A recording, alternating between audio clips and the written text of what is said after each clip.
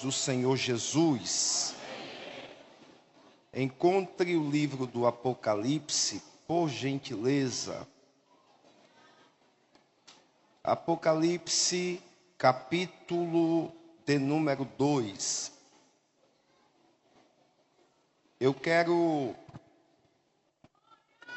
agradecer a Deus pela oportunidade de estar em sua casa, em sua presença, para louvá-lo, bendizê-lo, magnificá-lo, enaltecê-lo na beleza da sua santidade.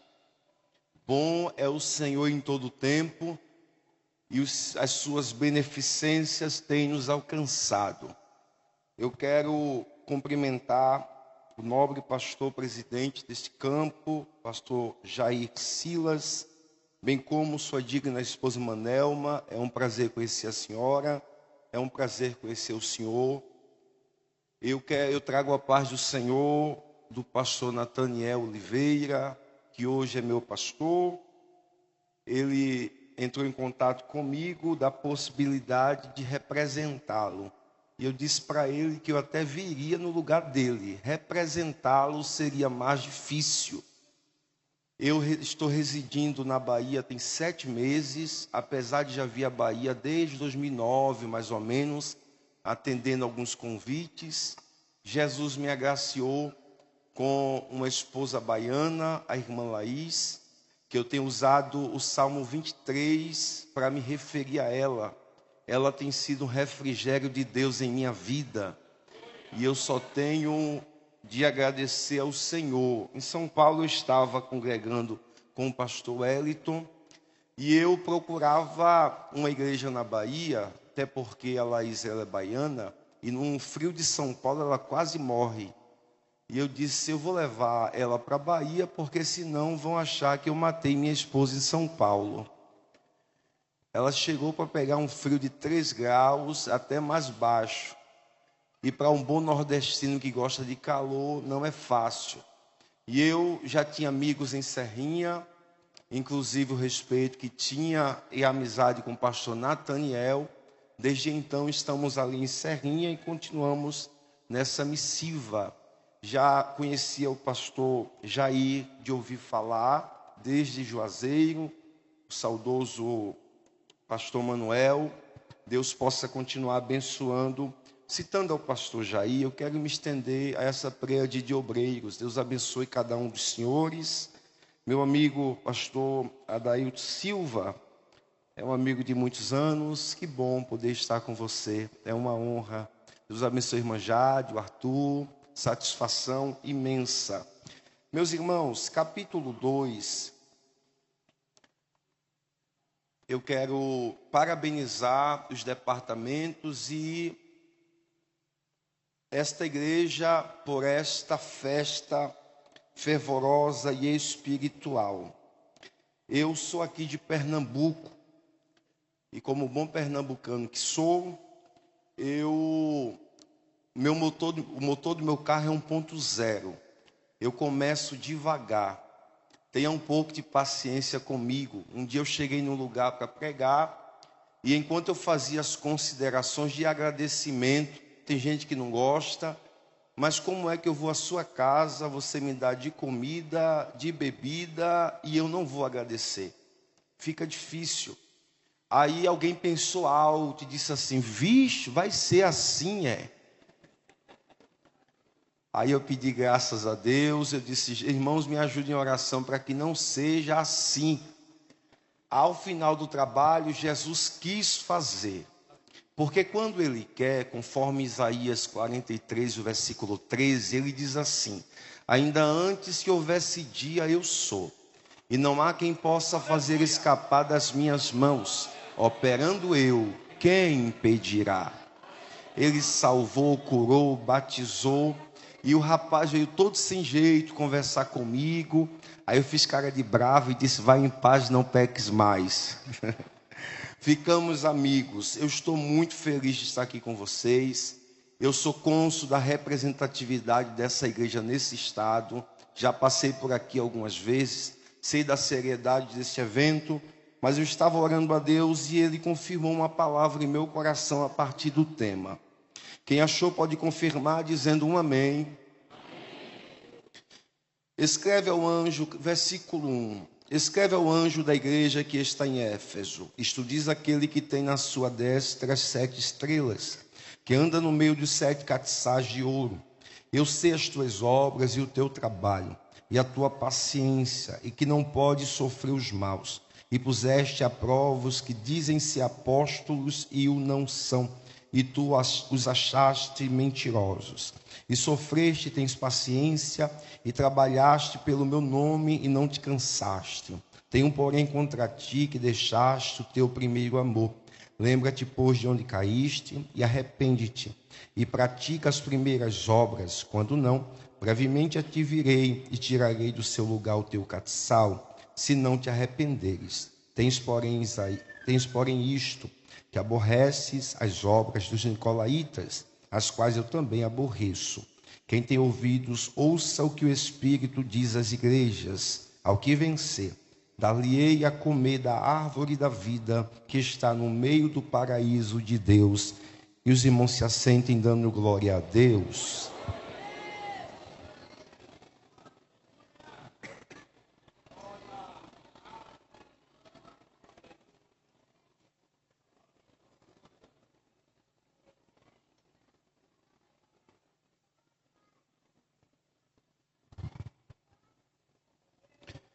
Meus irmãos,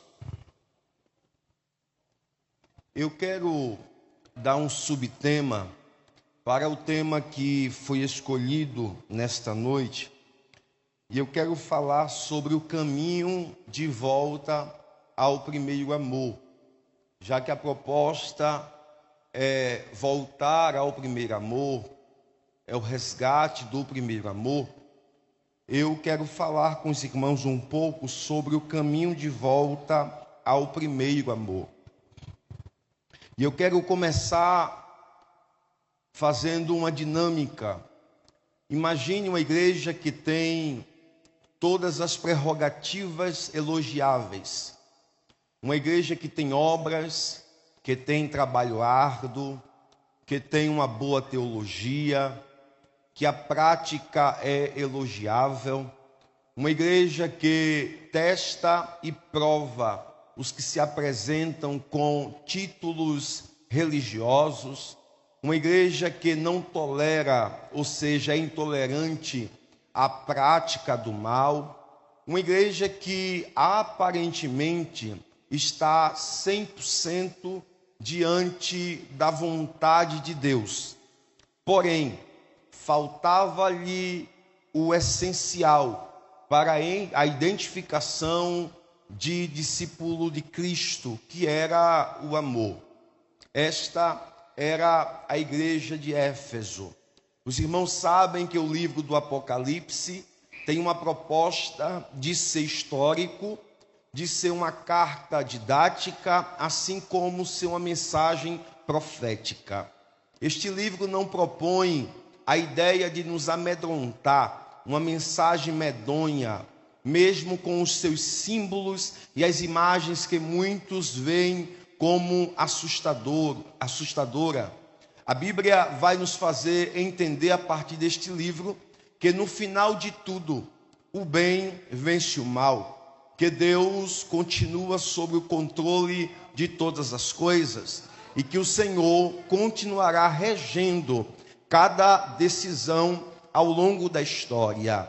Um resumo deste livro, a partir do capítulo 1, pode ser o seguinte: o capítulo 1 apresenta Jesus Cristo como aquele que é glorificado, ou seja, no seu estado de glória, se apresentando à igreja baseado na necessidade que cada igreja tinha. Os capítulos 2 e 3, a Bíblia apresenta 7 igrejas que compreendem comportamentos. São igrejas reais, locais, que enfrentavam os mesmos desafios que cada um de nós também enfrenta. A partir do capítulo 4 e capítulo 5, um coro se eleva no céu, um louvor à criação, ao Deus Criador, por parte da criação, e o louvor a Deus Redentor por parte dos redimidos. A partir do capítulo 6 até o capítulo 18, nós temos um desfecho um pouco doloroso, de juízo, de catástrofe, mas Deus tratando com aqueles que rejeitaram a sua verdade. O capítulo 19 apresenta o casamento de Jesus Cristo com a sua noiva, com a sua esposa. Capítulo 20, 21, 22 vai apresentar o cenário final, onde a Bíblia vai mostrar a derrota de Satanás, seu aprisionamento, o inferno e a morte sendo lançados dentro do lago de fogo, o mar não mais existindo, que é um símbolo de maldade, e no estado eterno, não tendo mais dor, não tendo mais lágrima, mais sofrimento, nenhum tipo de desavença ou de intempérie que nós passamos diariamente enquanto peregrinos nesta terra. Apocalipse vai mostrar dentre essas 7 igrejas um cenário de igrejas que são elogiáveis e criticáveis, igrejas que só merecem crítica. Éfeso é uma dessas igrejas que merecem tanto louvor como a crítica e o protesto de Jesus Cristo. Vocês sabem que a cidade de Éfeso era a maior da Ásia. Ela estava em importância por todo o império, ao lado de Antioquia da Síria e também de Alexandria do Egito, como as 3 cidades mais importantes do império. Dentre as 7 da Ásia, Éfeso é um porto marítimo, é uma cidade bem localizada pelas principais vias e rotas do império, uma cidade famosa por alguns detalhes, dentre eles o templo que lá havia dedicado a Diana. Um outro detalhe é justamente que lá era tido como uma feira da vaidade. Quem quisesse encontrar qualquer manifestação de vaidade lá estava. Ela era a capital da superstição. Quando Deus promoveu um grande avivamento, no capítulo de número 19 de Atos, Éfeso viveu um momento impactante da ação de Deus, de tal maneira que quem se convertia jogava no fogo os livros mágicos, os livros de magia. Deus fez uma obra extraordinária naquele lugar, de tal maneira que envia para lá Paulo, dentre outros homens, para fundamentar a base daquela igreja. Passou pela igreja de Éfeso Paulo, João o apóstolo, Timóteo, Tíquico, entre outros que fizeram um papel importante. No entanto, a própria cidade propunha para a igreja um grande desafio. O desafio de se manter fiel, de se manter firme, o desafio de não se curvar diante da maldade. Lá havia perseguição, lá havia promiscuidade,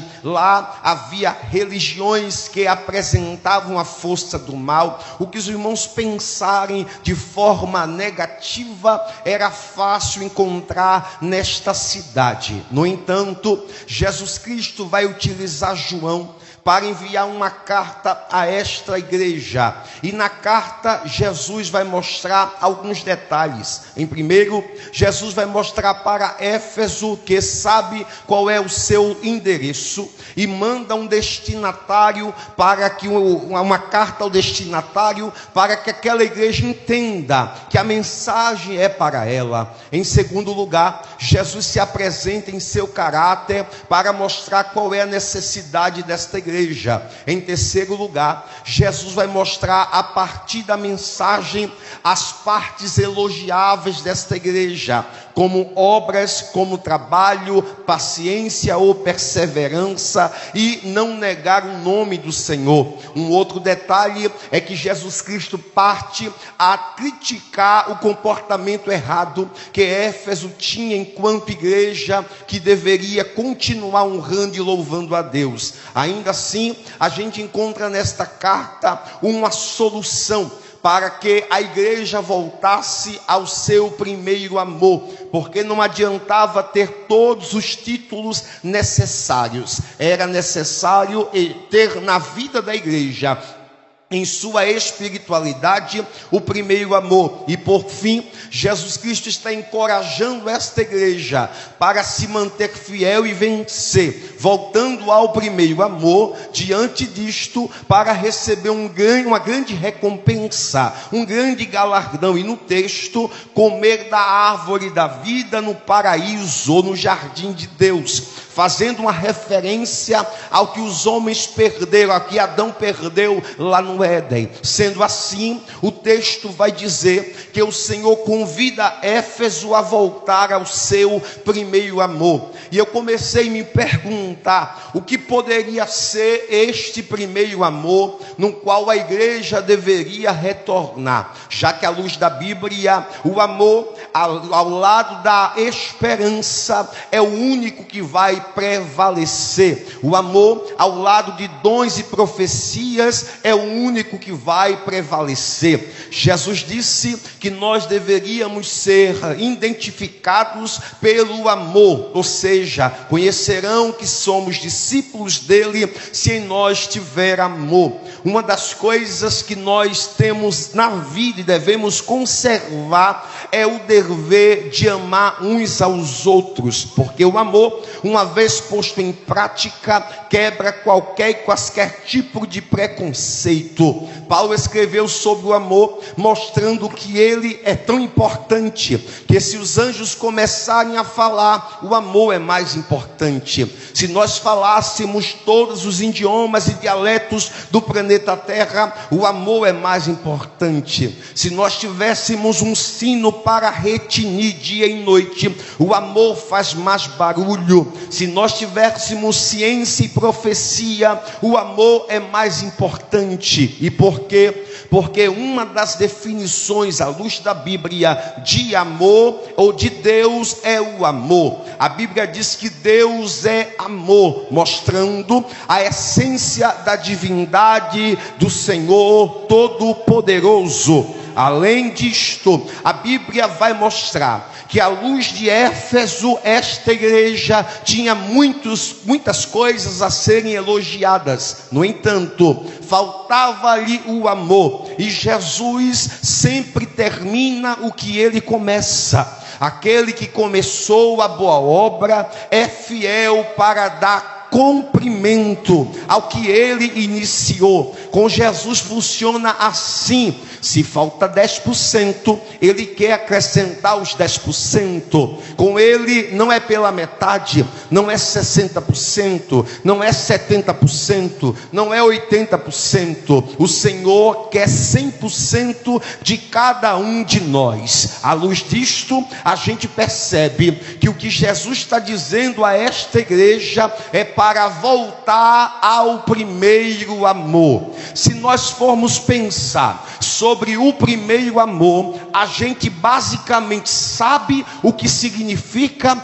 mas não é tão fácil a gente definir essa expressão. Se perguntarmos a qualquer pessoa o que é o primeiro amor, pode ter certeza que alguém vai dizer assim: o primeiro amor é o que eu vivia no início da minha fé. E vai fundamentar com alguns argumentos. Lá no começo eu orava mais, eu lia mais a Bíblia. Lá no começo eu ia mais à igreja, nada me incomodava. Se tivesse chovendo eu estava na igreja, se tivesse calor eu estava na igreja, se os irmãos gostassem eu estava na igreja, se não gostassem eu estava na igreja, com roupa eu estava na igreja, sem sapato eu ia para a igreja, não importava se tinha comido, se não tinha, eu estava na igreja, não importava se tinha carro ou não tinha, eu estava na igreja, poderia ter apenas uma bicicleta, eu estava na igreja.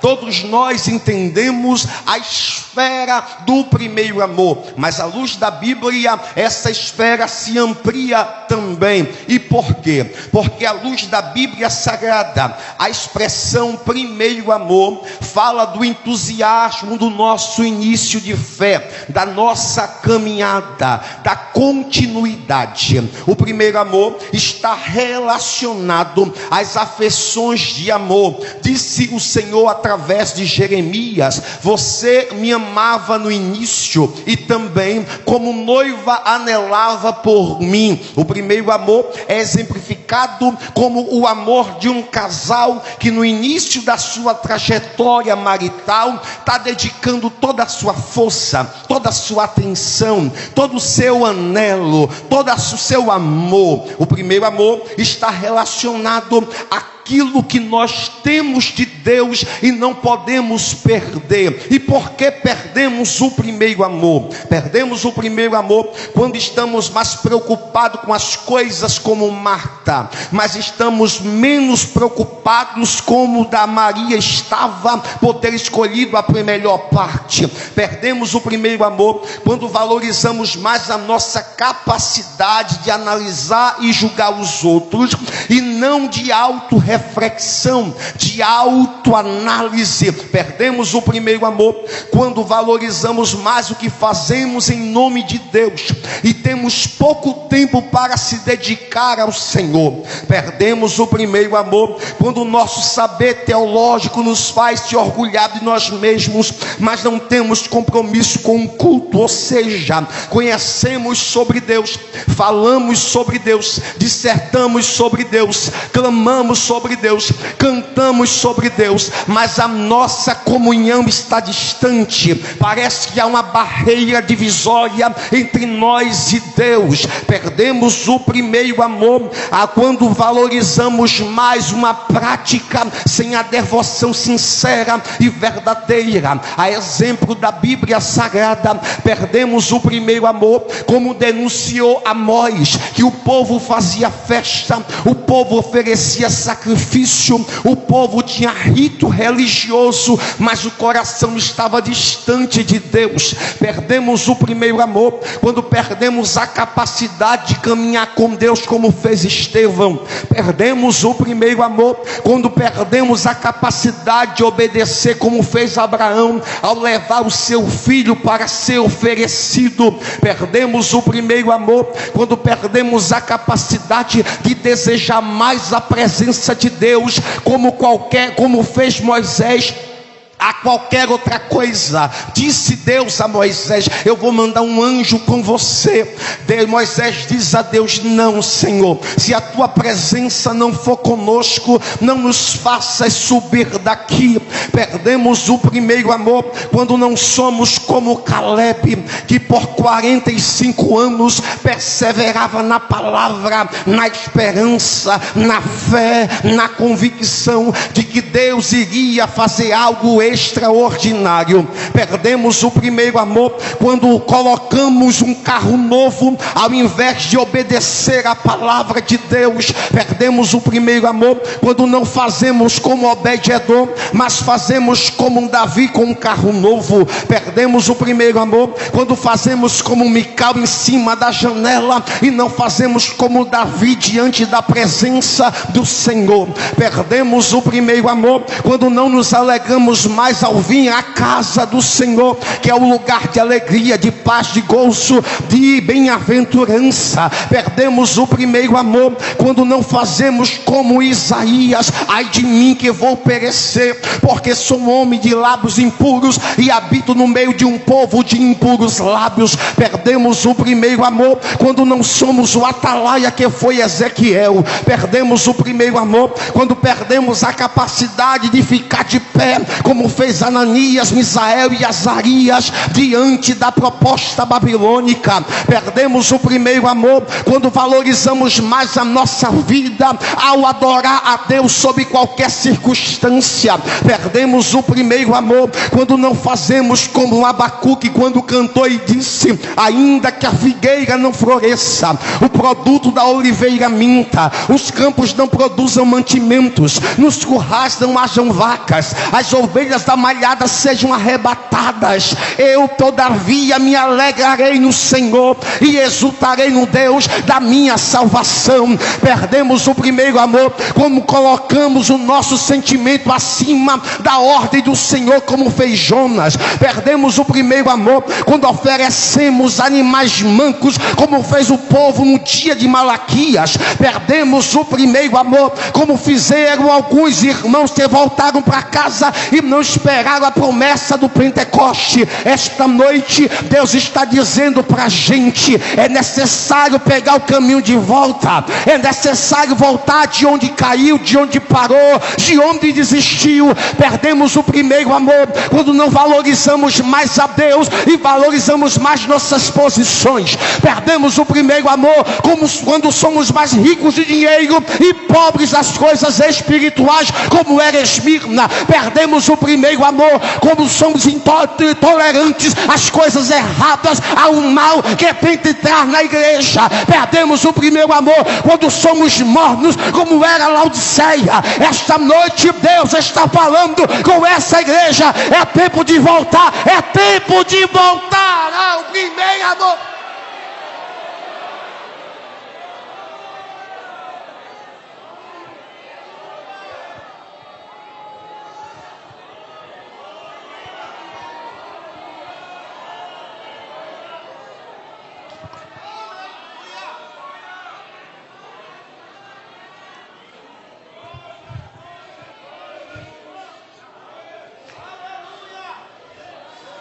Tem misericórdia de nós, Senhor. Disse Abacuque no capítulo 3: tenho ouvido, Senhor, as tuas declarações e me sinto alarmado. Aviva, Senhor, a tua obra no meio dos anos, e no meio dos anos a notifica. Na ira lembra-te da misericórdia. O que Abacuque está pedindo é: Deus, faz de novo em nossos dias o que nós precisamos que o Senhor faça. Disse Jeremias em Lamentações capítulo 5 versículo 21: converte-nos a ti, Senhor, e seremos convertidos. Renova os nossos dias como antigamente. A renovação traz de volta 3 bênçãos que o primeiro amor deixa escapar quando a gente o perde. A renovação traz bênçãos novas. A renovação conserva o que temos, e a renovação faz buscar aquilo que perdemos. À luz da Bíblia, Isaías 64 ora a Deus pelo desejo da sua alma, pela vontade de voltar a viver aquilo que vivia, e ele diz: ó Senhor, se o Senhor rasgasse os céus e descesse outra vez, e pudéssemos receber, Senhor,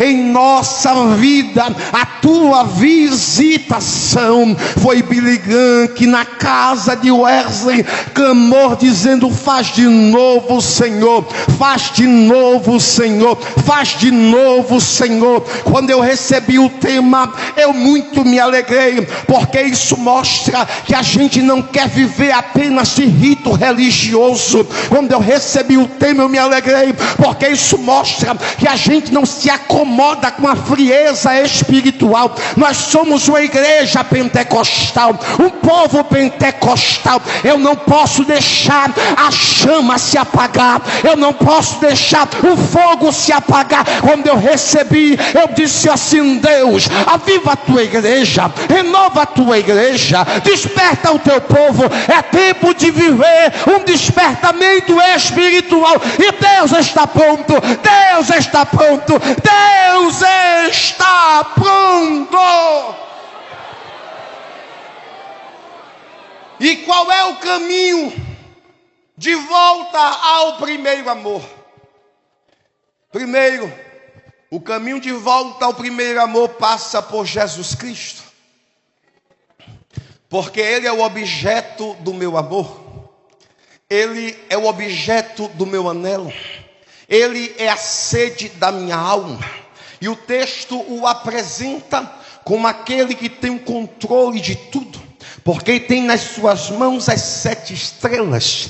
Apresenta que ele está andando entre os 7 castiçais. Aqui fala da sua onipotência, ele é todo poderoso, e fala da sua onipresença, ele está em todos os lugares. Mas não é só isso, à luz da Bíblia sagrada, ele é o santo. E por quê? Porque ele chega e diz para Éfeso: eu também aborreço as obras dos nicolaítas. Mas não para aí, ele também é o juiz, que ele diz: se vocês não se arrependerem, eu virei e removerei o vosso castiçal. Quando eu olho para isto, eu percebo que a centralidade da igreja é Jesus Cristo. Não se pode mais pregar sobre Jesus em alguns lugares. Tiraram Jesus da pregação, tiraram Jesus dos louvores, tiraram Jesus da oração, tiraram Jesus do clamor, tiraram Jesus da reunião. E não tem mudança de vida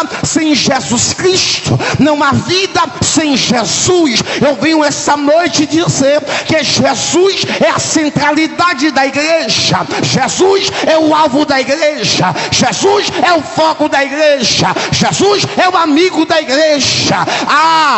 O caminho de volta ao primeiro amor passa por Jesus. E por quê? Porque ele é o amigo, ele é a fortaleza, ele é o refúgio, ele é o escudo, ele é o broquel.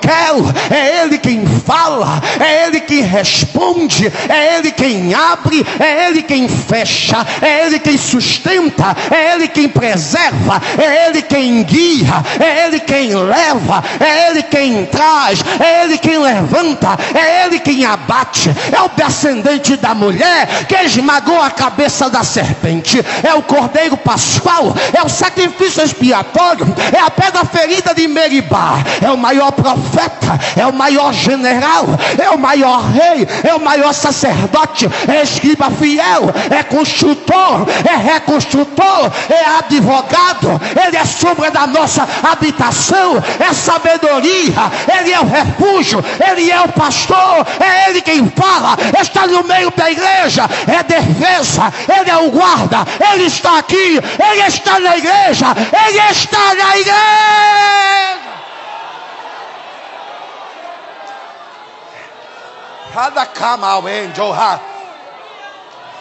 Esse não é muito o meu costume, não é, mas eu peço uma licença aqui, por favor. Diga a alguém do seu lado: Jesus está andando no meio da igreja, Jesus está andando no meio da igreja, Jesus está andando no meio da igreja, e ele sabe o que precisa fazer, ele sabe o que precisa fazer. Então receba o toque, receba a presença, receba a ação, receba.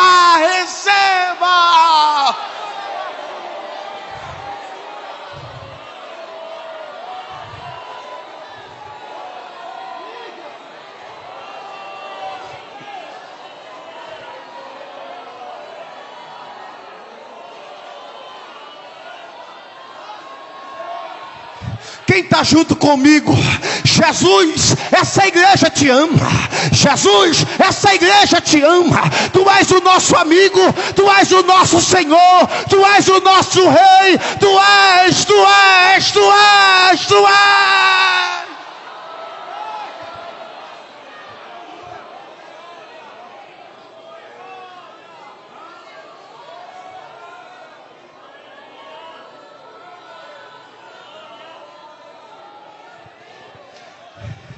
Essa noite ele está dizendo: eu posso fazer,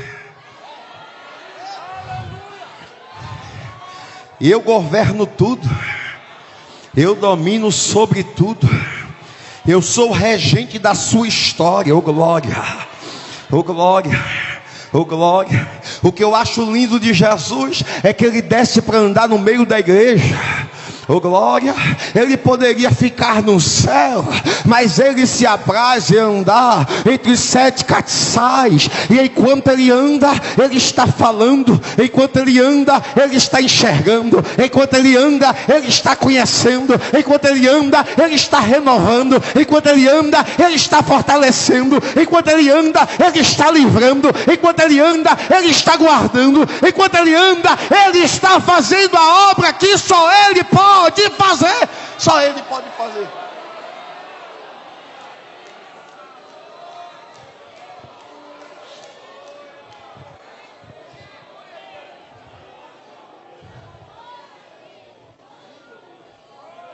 Aleluia.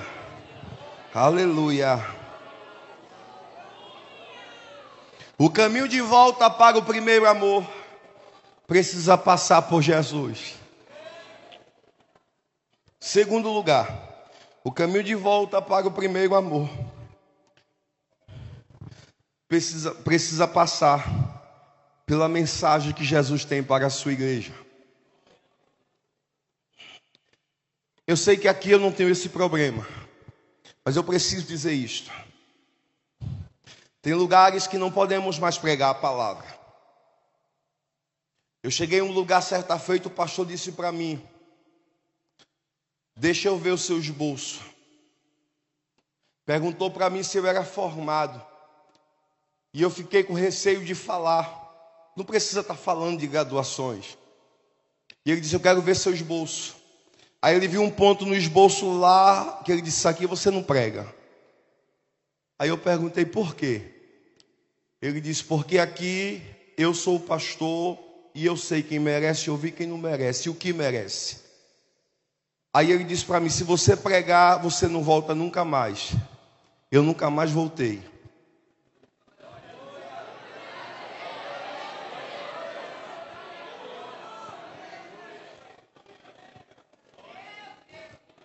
O problema que está acontecendo no meio evangélico é porque estão personalizando a mensagem. A depender do público é um tipo de conteúdo. A depender do público é uma forma de aplicação. A depender do público muda-se até o sermão. Porque não pode mais falar a mensagem de Jesus Cristo. Mas a Bíblia diz que toda a palavra divinamente inspirada é apta. É apta. É apta. É apta. A igreja que deixa Jesus falar, ele cura.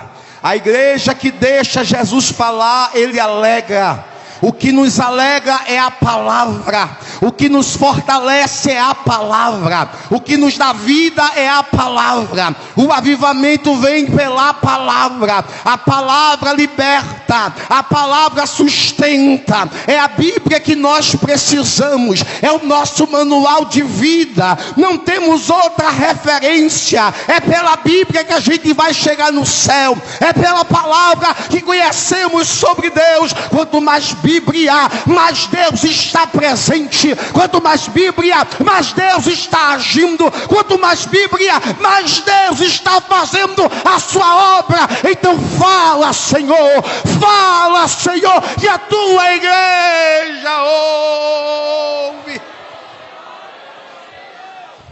Ezequiel, o que é que você está vendo?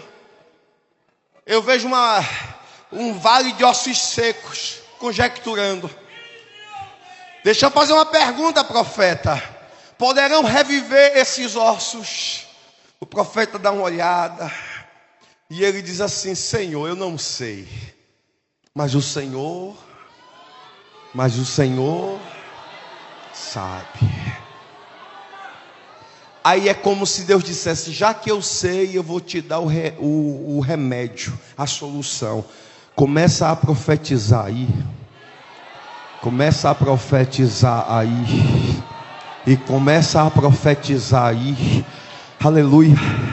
Aleluia. Aleluia. Aleluia. Aleluia. Esse não é meu costume, mas por favor, cita um versículo aí para quem está do teu lado. Cita um versículo, por favor. Cita um versículo que você lembrar. Cita um versículo. Enquanto você fala este versículo bíblico, esta pessoa está sendo edificada pela palavra. Pela palavra. Diz um versículo bíblico. Diz uma frase bíblica. Diz algo que a Bíblia está dizendo. Enquanto você fala, a palavra está agindo. Assim é a palavra que sai da boca do Senhor, não voltará vazia, sem antes se cumprir aquilo pelo qual Ele designou. A palavra é fiel, digna de toda aceitação. É a palavra de Deus. A palavra é a marreta que esmiuça a peia. É a palavra de Deus.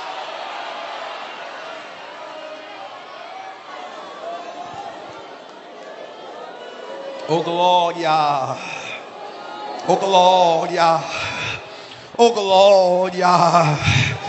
Minha na cama suri me dema.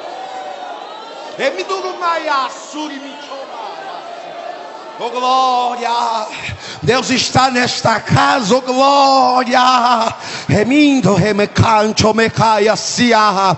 Aquele que prometeu é fiel, oh glória, oh glória. Ele vela para cumprir com a sua palavra, oh glória, oh glória. A palavra gera vida, oh glória. A palavra gera vida.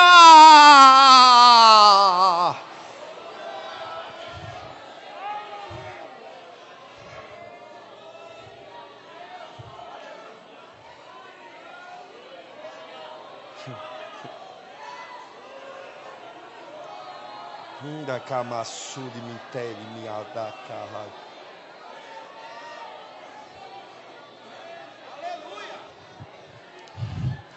Oh glória, oh glória, oh glória, oh glória, oh glória, oh glória, oh glória, oh glória, oh glória.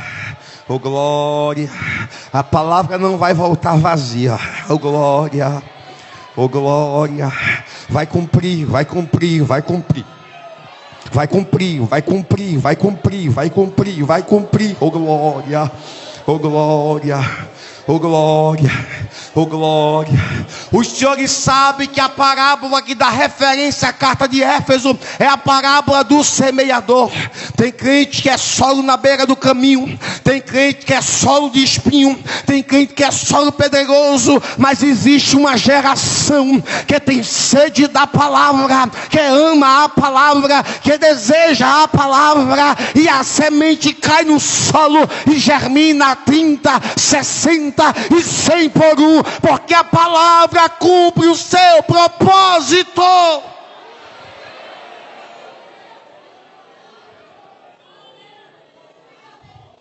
Eu estou me lembrando,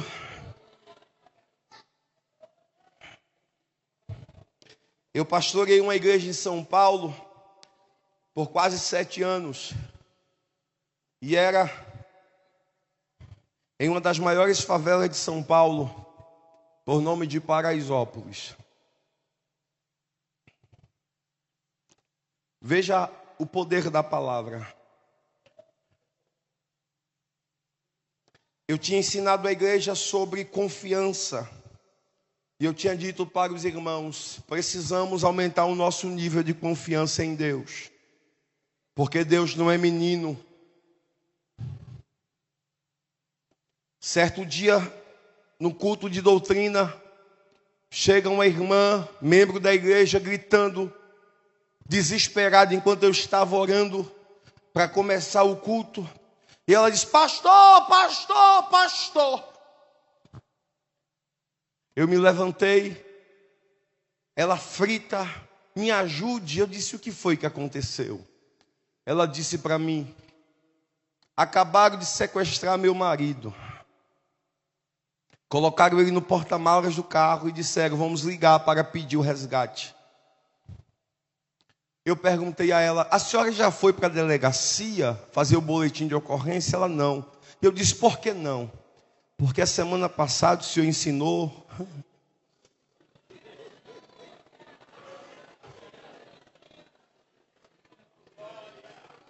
Entrega o caminho ao Senhor, confia nele, Ele tudo pode fazer.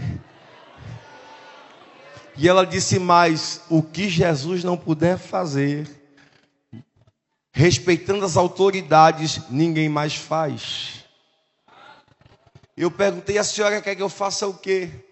Ela disse: o senhor sempre diz uma frase que cresceu ouvindo a sua mãe dizer: meu filho, orar resolve. Eu vou dizer de novo: orar resolve.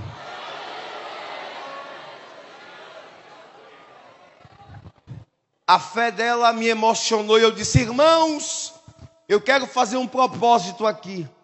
Eu só saio dessa igreja quando tiver notícia do irmão. Se vocês quiserem ir para casa, podem ir. Vocês vão trabalhar, saem cedo para trabalhar. A igreja em peso diz, pastor, nem que eu saia daqui direto para o serviço. Eu estou junto na oração. Oh, irmão, o inferno não sabe com quem mexe. E se sabe, ele é atrevido. Porque crente tem um dono. Crente tem um dono. O dono da igreja é Jesus. E ele guarda, ele cuida dos seus. Começamos a orar. 7h30, 8h, 8h30, 8h45.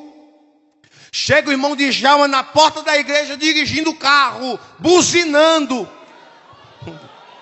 Porque crente pentecostal é barulhento mesmo. Chega buzinando para contar a vitória. Ficou na porta da igreja sorrindo. Eu disse, ô irmão, o que é que aconteceu? Venha cá. Ele, vou aí, pastor. Vou contar meu testemunho.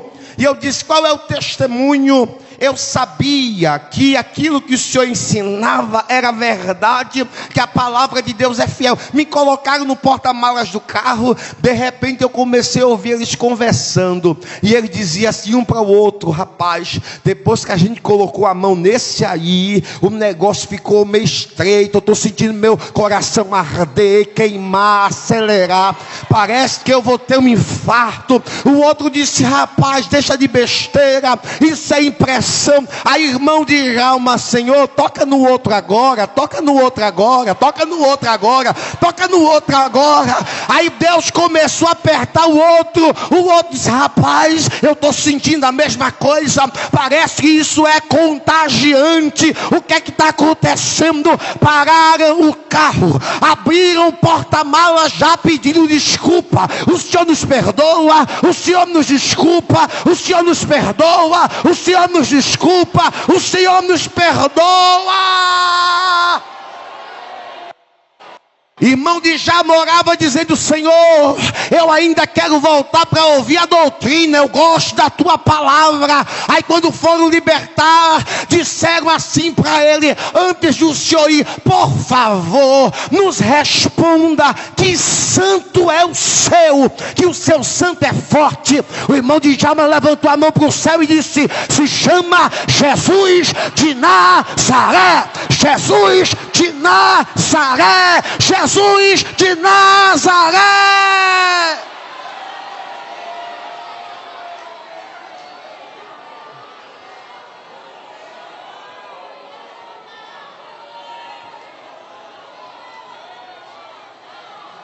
La cabadarabacalahai, Begamanacala suri me quemaha, Begimiana cala suri me emaha, Alabara suri me queima na calaha. Berimiada cabaturi me queima, Berimissuri me queima no calaço, Berimiana calaceri me ha, Alauederimiha. A palavra de Deus é fiel, a palavra de Deus é fiel, ela vai cumprir todo o propósito. Eu creio que Deus promoverá em nossa vida o tempo do primeiro amor, o tempo do primeiro amor. Deixa eu caminhar para encerrar. Glória. Ai, ai, na cama, ai. Ai, oh, oh, glória. Oh, glória. Oh, glória. Esse congresso não é em vão, essa festa não é em vão. Aleluia. Aleluia. Deus tem os seus remanescentes na terra. Deus tem aqueles com quem pode contar. Aleluia. Deus tem aqueles que pode usar. Aleluia. E nós estamos aqui dizendo, Senhor, faz o que te apraz em nossa vida. Faz o que te apraz. Terceiro lugar, o caminho de volta ao primeiro amor passa por continuar fazendo as boas obras para a honra e glória do nome de Deus. O texto diz: conheço as tuas obras, conheço o teu trabalho, a tua paciência, que não pode sofrer os maus. Puseste a prova os que dizem ser apóstolos, não são, e tu achaste mentiroso. E sofreste, tens paciência, e trabalhaste pelo meu nome e não te cansaste. Escute. A necessidade é voltar ao primeiro amor, mas eu não posso negligenciar o que eu já estou fazendo. Em outras palavras, o Senhor está dizendo: continue se ocupando com a obra que eu entreguei às suas mãos. Continue trabalhando arduamente. Continue perseverando naquilo que fazes. Eu sei que vocês não toleram o mal. Continue não tolerando o mal. E diz mais: continue provando que em sã estão se dizendo ser o que não é. Continue perseverando para a honra e glória do nome do Senhor. Sabe qual é o caminho que nos leva para o amor em terceiro lugar? É o caminho que nos faz continuar fazendo tudo, mas entendendo que a glória e a honra é para Ele. O louvor é dele, a exaltação é para Ele. A alegria é nossa, mas a glória é dele. Paulo disse, escrevendo aos Romanos capítulo 11: ó profundidade das riquezas, tanto da sabedoria quanto da ciência de Deus. Quão insondáveis são os teus juízos, quão inescrutáveis são os teus caminhos. Quem conheceu a mente do Senhor? Quem foi o seu conselheiro? Quem a ele deu primeiro, para que ele lhe retribuísse? Porque dele, por ele, para ele são todas as coisas. Glória, pois, a ele para sempre. Amém. Deixa eu dizer uma coisa: o Senhor já veio de muito longe, não pode parar agora. A senhora já veio de muito longe, não pode parar agora. É preciso continuar. É preciso continuar fazendo o que Deus entregou para fazer. As investidas do inimigo virão. O inimigo tentará de várias formas e maneiras para nos fazer parar, porque o nosso alvo, a nossa meta é voltar ao primeiro amor. Então precisamos não abrir mão do que Deus entregou. Façamos como Neemias na noite de hoje, que veio de muito longe, uma viagem longa, demorada, cansativa, e enquanto ele está reconstruindo os muros, os inimigos chegaram para dizer para ele parar, para entreter Neemias, para desviar o foco, o propósito. E a resposta de Neemias foi: eu estou em uma grande obra, de maneira que eu não posso parar. Eu estou em uma grande obra, de maneira que eu não posso parar. Não pare de pregar, não pare de cantar, não pare de reger, não pare de pastorear, não pare de evangelizar, não pare de fazer aquilo que Deus entregou, mas aumente o desejo de voltar, de olhar para trás e dizer: eu preciso viver o mesmo entusiasmo, a mesma esfera do que eu vivia no passado. O que Deus está dizendo para Éfeso é basicamente o seguinte: vocês têm tudo, e por ter tudo, não perceberam que perderam o essencial. Eu vou dizer de novo: é como se Jesus dissesse para Éfeso: vocês têm tudo, e porque têm tudo, não perceberam que perderam o essencial. A gente tem tudo. A gente tem tudo. A gente tem tudo. Igreja boa, ar-condicionado, cadeira boa, aparelho de som, a gente tem tudo. Mas parece que estamos perdendo o essencial. Aleluia. Eu não posso vir aqui por causa desse templo bonito, é louvável, mas eu não posso. Eu não posso vir aqui por causa do nome de quem prega ou quem canta. Eu não posso vir aqui por qualquer outro motivo, a não ser por causa de Jesus Cristo. Oh glória, oh glória. Jesus lhe deu casa, lhe deu família. Você se alimentou, está guardado, protegido. E Jesus essa noite está dizendo para alguém, para todos nós: eu quero de volta você. Eu quero ser primazia em sua vida. Eu quero ser exclusividade. Eu quero que você volte ao tempo quando nada mais importava, mas tão somente você queria estar em minha presença. Eu quero que você sinta vontade de estar em minha casa. Eu quero que você deseje por minha presença, pelo manifestar da minha glória. Eu quero que você anele, tenha convicção do que sou para você. Esta noite Jesus está nos dizendo: você pode ter tudo, se não tiver a mim não tem nada. Você pode ter tudo, se não tiver Jesus não tem nada. A gente pode ter tudo, mas precisamos dele, e ele devemos amar acima de todas as coisas. A ele devemos honra, a ele devemos glória, a ele devemos devoção. É para ele, é para ele, é para ele, é para ele. Deixa eu encerrar. Aleluia, aleluia, aleluia, aleluia. Eu vou falar uma coisa e eu acredito que todos os irmãos hão de concordar comigo.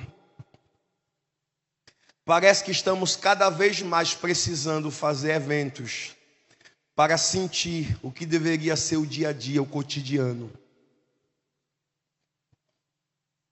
As pessoas não têm mais prazer. Quando eu falo as pessoas, a quem se direciona? Em ler a Bíblia como antigamente. Eu conheci pessoas que aprenderam a ler lendo a Bíblia. E hoje nós temos doutores que nem pegam na Bíblia. Eu conheci pessoas que aprenderam a cantar e se afinaram cantando para Jesus. Hoje nós temos mestre do canto que não louva e nem honra o nome do Senhor. Antigamente, eu não quero ser saudosista aqui não. Se não tivesse nem lamparina nem candeeiro, era suficiente saber que Jesus estava no meio da igreja. Hoje, se o ar-condicionado parasse, seria uma inquietação tão grande. A agonia para sair da presença do Senhor. A gente passa horas num aparelho de televisão, de computador, mas parece que para Deus é sempre amarrado. Eu tenho a sensação que quando a gente vai para o culto, parece que o pastor manda alguns obreiros ficar na porta da igreja, dá um saco de marreta, e cada um que vai passando toma aqui 2 marretas. Você vai quebrar pedra no culto? Não. Parece que é um negócio pesado, parece que é um negócio amarrado, e não é culpa de Deus, Ele é o mesmo, Ele é o mesmo. É que as nossas motivações mudaram. A gente vinha independente de qualquer coisa. Hoje a gente vem a partir de algo. A gente vem só porque algo está acontecendo. Quem vive o primeiro amor não está se importando com o nome de quem vai estar. Quem vive o primeiro amor não está se importando se vai ter que sentar no chão. Eu prefiro sentar nessa cadeira. Mas o que eu estou dizendo é: eu não preciso de coisas para adorar a Deus na esfera do primeiro amor. Eu não preciso de elementos para louvar a Ele. É só reconhecer quem Ele é só reconhecer a sua honra, a sua glória.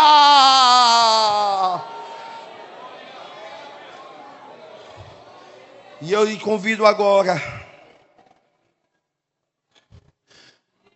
O caminho de volta ao primeiro amor. Diga comigo, é o caminho da vigilância. Não é porque a gente precisa voltar ao primeiro amor que vai deixar entrar tudo que está vindo aqui para dentro. Eu não vim doutrinar que tem pastor à igreja, mas Jesus está dizendo assim: coloque à prova, porque tem muita gente dizendo que é o que não é.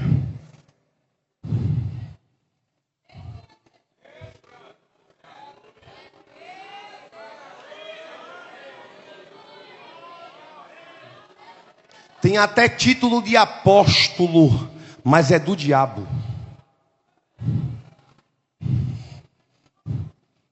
E onde é que eu estou vendo isso? Na igreja. A gente vê isso quando liga o aparelho de computador e fica se alimentando das coisas que o inimigo tem usado pessoas na internet para desvirtuar a nossa mente. Aleluia. Para voltar ao primeiro amor, eu não posso me intoxicar com as misérias desta vida, deste mundo. Satanás está tentando distrair a mente da igreja, está tentando tirar o foco da igreja. Ele está tentando usar nome de crente, jeito de crente, título de crente. Tem aí os doutores, mestres, conforme o seu próprio ventre, seu próprio ego. Não é porque tem título de pastor, nome de pastor, que a gente vai aceitar. Jesus Cristo está dizendo: a igreja que vai voltar ao primeiro amor, ela tem filtro, ela não aceita qualquer coisa, ela não abre mão para qualquer coisa. A igreja que volta ao primeiro amor, ela é seletiva. A igreja que volta ao primeiro amor come é palavra, é capim verde, come é maná espiritual, é pão que vem do céu. Não aceite na sua casa, não aceite na sua vida. Jesus é Senhor sobre tudo, sobre tudo, sobre tudo. Glória.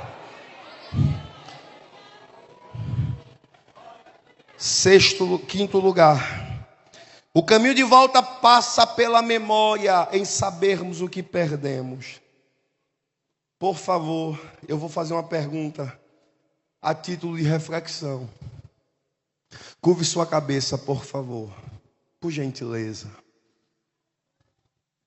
e pense comigo agora. Do jeito que tá bom?